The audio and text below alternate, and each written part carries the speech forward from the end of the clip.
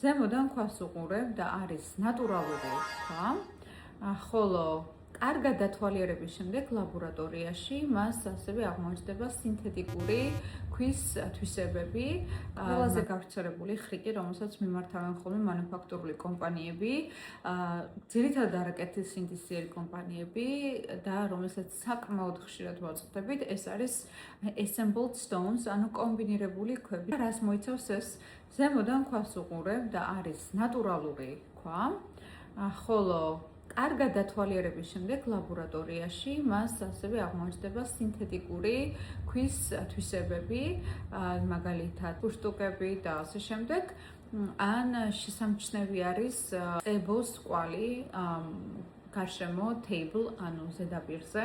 ამ შემთხვევაში უკვე ეჭვი ჩნდება ხოლმე, რომ შესაძლებელია ქვა იყოს აწყობილი და ამ შემთხვევაში გვაქვს ორი ვარიანტი. ერთი რომ არის დაბლეტი, ანუ ორი სხვადასხვა ქვა არის ერთმანეთთან შეერთებული პირდაპირ მნიშვნელობით, ან არის ტრიპლეტი, სადაც შუა ნაწილში არის ერთი ზედმეტი ფენა დამატებული ქვის ჭრისას გამოყენებული, რომელიც visuals sense უფრო ქვას. ამ შემთხვევაში ქვის ზედა ნაწილი არის ბუნებრივი, აქვს ბუნებრივი ინკლუზიები, ჩანართები, ხოლო ქვედა ნაწილი, პავილიონი და კულეტი შესაძლებელია იყოს საერთოდ ლაბორატორიული ან სინთეტიკური მასალა და ამ ორის შეერთებით ვიზუალურად, როდესაც ზემოდან უყურებ ქვას, ჩანს ნატურალური ქვა და განსაკუთრებით იმ შემთხვევებში, როდესაც ეს ქვა არის ბეზელის ჩასმაში გამოყენებული და გვერდები საერთოდ არ უჩანს, მაგალითად როგორც არის ჩემი ბეჭედი. ამ შემთხვევაში ქვა არის გაცილებით დიდი, ვიდრე რეალურად ჩანს, იმიტომ რომ მთლიანად დაფარულია ოქროთი.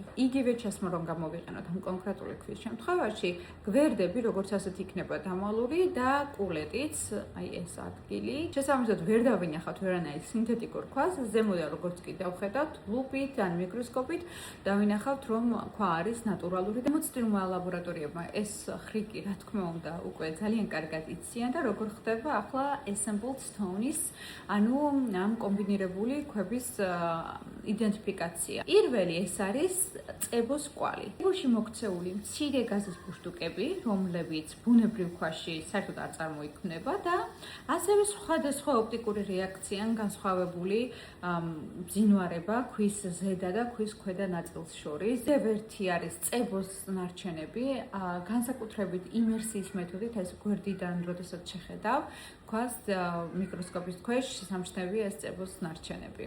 რაც უფრო თანამედროვეა დამუშავების ტექნოლოგია, მით უფრო რთულია გემოლოგებისთვის, რომ აღმოაჩინონ ქვა გახლავთ კომბინირებული თუ მთლიანად ბუნებრივი ან ლაბორატორიული, განსაკუთრებით იმ შემთხვევაში, როდესაც გემოლოგს ან კონკრეტულ ლაბორატორიას არ ქონია გამოცდილება ან პრაქტიკა, ამიტომ აუცილებელია, რომ მივმართოთ იმ ლაბორატორიებს, განსაკუთრებით როდესაც საქმე ეხება ძვირად ღირებულ ძვირფას ქვებს, მივმართოთ იმ ლაბორატორიებს, რომელსაც აქვს შესაბამისი ხელსაწყოები, რომელმაც იციან ყველანაირი ხრიკი გემოლოგიურ სფეროში, რაც არსებობს და აქვთ ძალიან დიდი გამოცდილება.